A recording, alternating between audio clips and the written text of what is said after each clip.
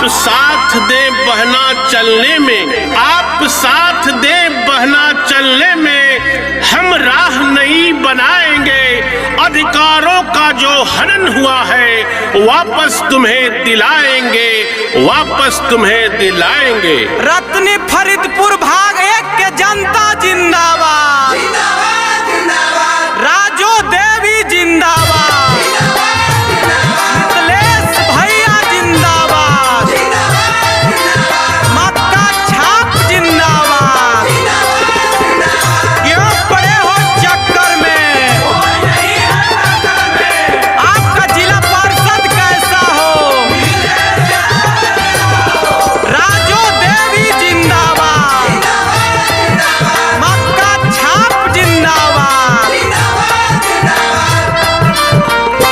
चाचा जॉनी घबराई हो,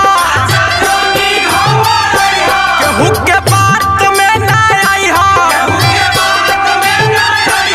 चाची जॉनी घबराई हो, केहू के बात में ना आई हो।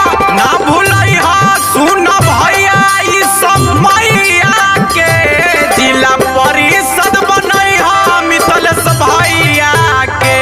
जिला परिषद बनई हो मितलेश भैया के।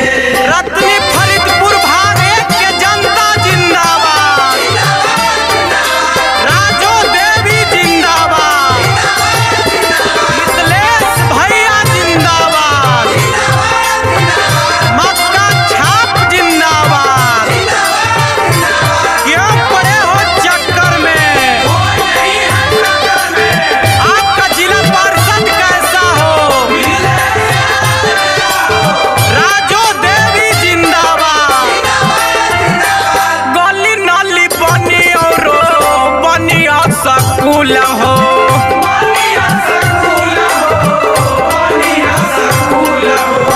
मटिया भराई बनी RCC पुल हो।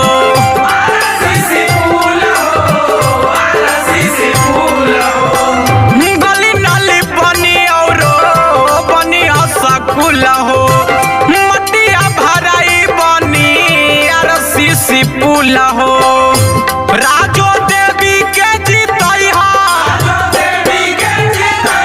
फिरो से विजयी बनई हो। मितलेश यादव के जीतई हो, फिरो से विजयी बनई हो। ना भूलई हो सुन भैया ई समैया के, जिला परिषद बनई हो मितलेश भैया के। जिला परिषद बनई हो मितलेश भैया के।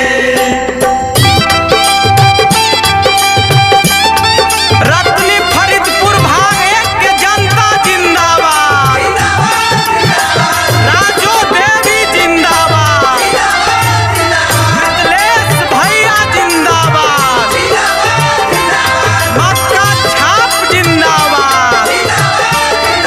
क्यों पड़े हो चक्कर में? आपका जिला पार्षद कैसा हो? राजो देवी जिंदाबाद। गरीब मजदूरावन के बड़े चहे